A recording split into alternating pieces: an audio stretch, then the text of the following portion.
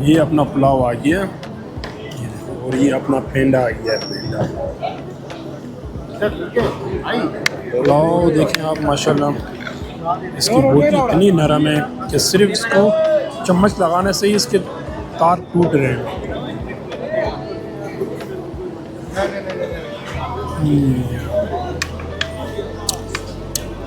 ज़बरदस्त।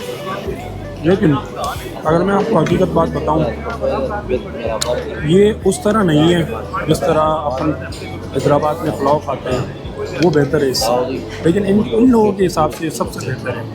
हमारी जो ज़्यादा कोशिश यहाँ आने की वो सिर्फ इसकी वजह से। इसको ट्राई करके इंशाल्लाह बताएंगे आपको टेस्ट का जायका कैसा है।